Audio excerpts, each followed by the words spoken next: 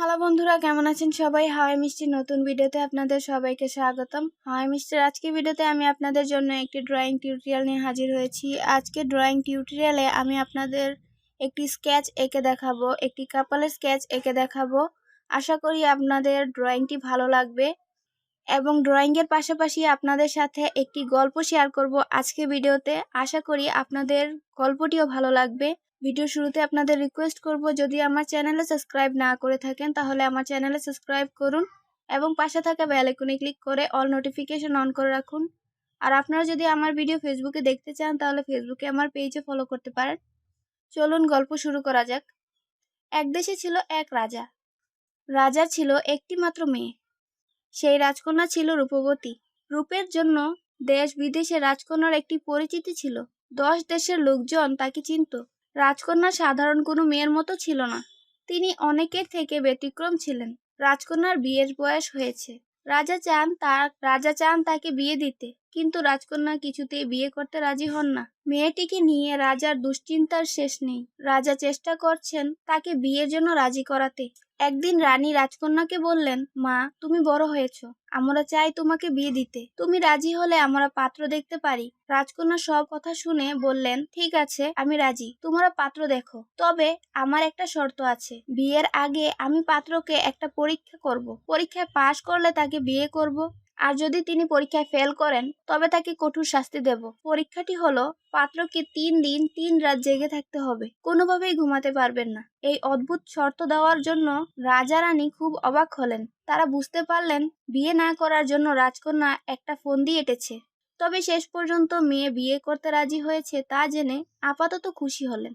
আপাতত দেখা যাক রাজকন্যার জন্য কোনো পাত্র পাওয়া যায় কিনা। রাজা সবাইকে সুযোগ দিতে চান, তাই রাজা সারা দেশে রাজকন্যার বিয়ের বিষয়ে এলান করে দিলেন। যারা নিজেকে যোগ্য মনে করবে তারাই রাজকন্যার পাণিপ্রার্থী হতে পারবে। রাজকন্যাকে যে বিয়ে করবে তিনি হবেন খুব সৌভাগ্যবান, কারণ রাজকন্যা রাজার একমাত্র সন্তান, পরবর্তী দেশের ভবিষ্যৎ রানী। রাজকন্যার বিয়ে বলে কথা। দেশের সবচেয়ে উচ্চ বংশের গুণী ও সুদর্শন যোগ্য ছেলেরা রাজকন্যার পাণিপ্রার্থী হলেন। একে একে তারা রাজপ্রাসাদে পরীক্ষা দেওয়ার জন্য আসতে থাকলেন। রাজকন্যা যাকে পছন্দ করবেন তাকেই তিনি পরীক্ষা দেওয়ার জন্য আমন্ত্রণ জানাবেন। রাজকন্যা প্রাথমিকভাবে তার পাণিপ্রার্থীদের সঙ্গে সাক্ষাৎ করলেন। তিনি আপাতত কোনো পাণিপ্রার্থীকে যোগ্য মনে করলেন না। তাই সবাইকে মনের দুঃখে ফিরে যেতে হলো। এভাবে 2 দিন যাওয়ার পর রাজকন্যা একজনকে পছন্দ করলেন। তিনি ছিলেন বাবা মায়ের একমাত্র দুলাল। যেমন শিক্ষিত তেমনি সুদর্শন। অনেকের ধারণা ওই ছেলে হবে রাজকন্যার জন্য যোগ্যতম পাত্র। এখন শুধু পরীক্ষা দেওয়ার পালা। রাজকন্যা তাকে পরীক্ষা দেওয়ার জন্য আমন্ত্রণ জানালেন। যদি তিনি পরীক্ষায় পাশ করেন তাহলে রাজকন্যা তাকে বিয়ে করার জন্য বিবেচনা করবেন, আর পরীক্ষায় ফেল করলে তাকে কঠোর শাস্তি দেওয়া হবে।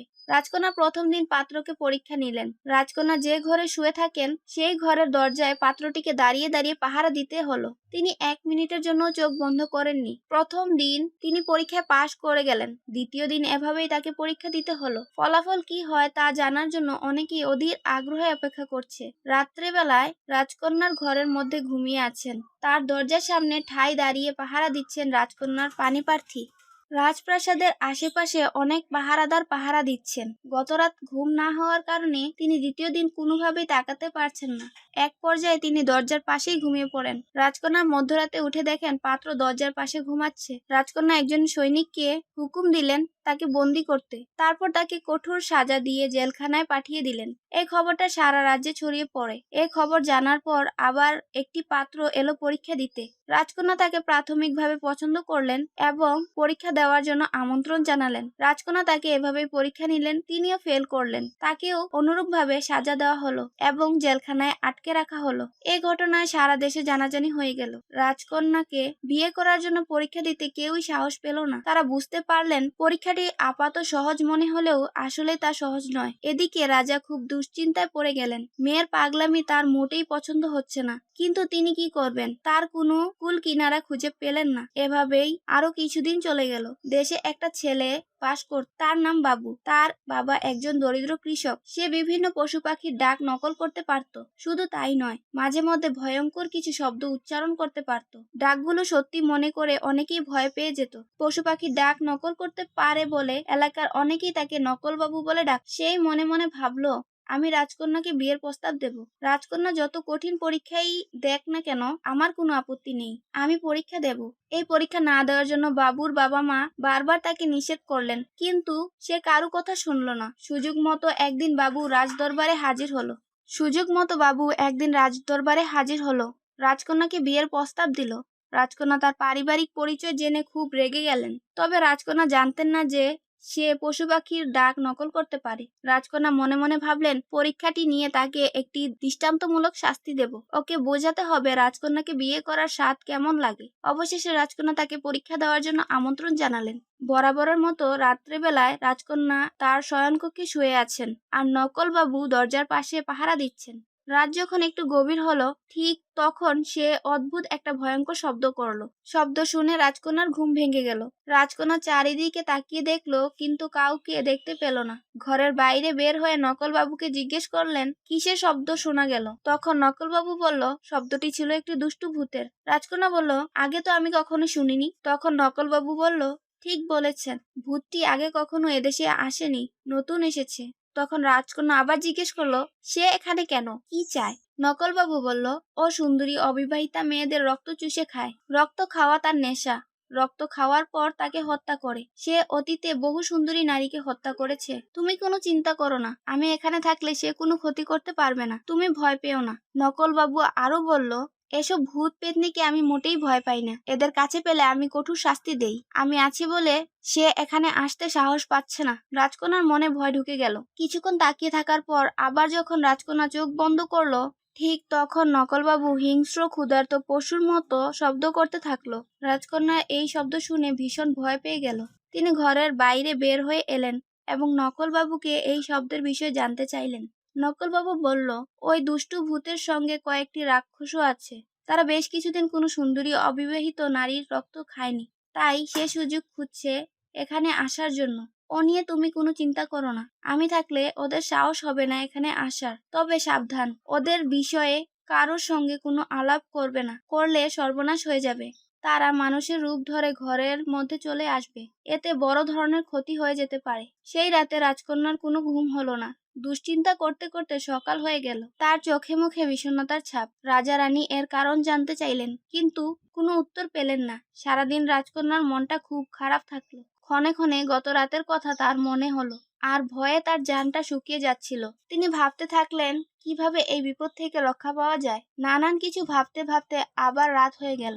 রাজকন্যা ভয়ে ভয়ে আবার তার শয়নকক্ষে ঘুমাতে গেলেন, আর নকলবাবু গত রাতের মতোই দরজার পাশে পাহারা দিতে থাকলেন। গভীর রাতে আবার নকলবাবু সেই আগের মতোই শব্দ করতে থাকলেন। এবার শব্দটা ভিন্ন ধরনের। শব্দ শোনার সঙ্গে সঙ্গে রাজকন্যার ঘুম ভেঙে গেল। রাজকন্যা খুব ভয় পেলেন। রাজকন্যা নকলবাবুর কাছে শব্দটি সম্পর্কে জানতে চাইলেন। বাবু বললেন, সেই ভূতটি প্রাসাদের আশেপাশে রয়েছে, তবে সে তোমার কোনো ক্ষতি করতে পারবে না। রাজকন্যা বাবুকে অনুরোধ করে বললেন, তুমি আমার ঘরের ভেতরে আসো, আমি খুব ভয় পাচ্ছি। কিন্তু নকলবাবু তার কথা রাজি হলেন না। নকলবাবু বললেন, আমি বিয়ে করা ছাড়া কোনো অবিবাহিত মেয়ের ঘরে থাকতে পারবো না। তার কথা শুনে রাজকন্যা বললেন, আমি আগামীকাল সকালেই বিয়ের ব্যবস্থা করে ফেলবো, তুমি আপাতত আমার ঘরের মেঝেতে শুয়ে থাকো। অবশেষে নকলবাবু রাজকন্যার ঘরের মেঝেতে শুয়ে থাকলো, আর রাজকন্যা শুয়ে থাকলো খাটের উপর। পরের দিন সকালবেলা রাজকন্যা রাজাকে বললেন, নকলবাবুকে আমার পছন্দ হয়েছে, আমি তাকে বিয়ে করব। আপনি আজই বিয়ের আয়োজন করুন। রাজা একজন কৃষকের ছেলের সঙ্গে রাজকন্যাকে বিয়ে দিতে রাজি হলেন না। রাজকন্যা রাজাকে বললেন, আপনি যদি আমাকে জীবিত দেখতে চান তাহলে আজই আমার বিয়ের আয়োজন করুন। রাজা এর কারণ জানতে চাইলে রাজকন্যা বললেন, এই বিষয়ে আলোচনা করা আমার পক্ষে সম্ভব নয়, তাতে আমার ক্ষতি হবে, আমি মারাও যেতে পারি। কোনো উপায় না পেয়ে রাজা বিয়ের আয়োজন করলেন এবং বেলা থাকতে থাকতেই নকলবাবুর সঙ্গে মেয়ের বিয়ে দিয়ে দিলেন। একজন সাধারণ কৃষকের ছেলে হলেন রাজকন্যার স্বামী। রাজকন্যা কেন তাকে পছন্দ করলেন দেশের কেউ বুঝতে পারল না। যাই হোক, রাজকন্যার আর কোনো চিন্তা নেই, কারণ তিনি এখন বিবাহিত। তার সঙ্গে থাকবেন নকলবাবু, অর্থাৎ তার স্বামী। শুধু বাসরাতে নয়, নকলবাবু কোনোদিনই আর কোনো ভয়ঙ্কর শব্দ করেননি। এতে রাজকন্যারও বিশ্বাস হলো, স্বামী পাশে থাকলে কোনো ভূত পেতনি কিংবা রাক্ষস খুবকস তাকে স্পর্শ করতে পারবে না। নকলবাবুকে স্বামী হিসেবে পেয়ে রাজকন্যা খুব খুশি হলেন, আর মেয়ের খুশিতে রাজা রানীও খুশি। বিয়ের পর স্বামীকে ছাড়া রাজকন্যা একদিনও একাকী থাকেননি। এভাবেই জেদি রাজকন্যার বিয়ে হলো নকলবাবুর সাথে। আমার ড্রয়িংটি শেষ। আমার ড্রয়িংয়ের লাস্টে আমি এটাকে আবার কালার করে নিয়েছি। আপনারা আপনাদের ইচ্ছা অনুযায়ী কালার করতে পারেন। ড্রয়িংটি কেমন লাগলো অবশ্যই কমেন্টের মাধ্যমে জানাবেন এবং গল্পটি কেমন লাগলো তাও জানাবেন। যদি ড্রয়িংটি ভালো লেগে থাকে তাহলে অবশ্যই ভিডিওতে লাইক করুন এবং আপনাদের বন্ধুদের সাথে এই ভিডিওটি শেয়ার করে তাদেরও এই ভিডিওটি দেখার সুযোগ করে দিন। সম্পূর্ণ ভিডিওটি দেখার জন্য ধন্যবাদ। দেখা হবে পরবর্তী কোনো ভিডিওতে। ততদিন stay safe, stay healthy, take care and good by.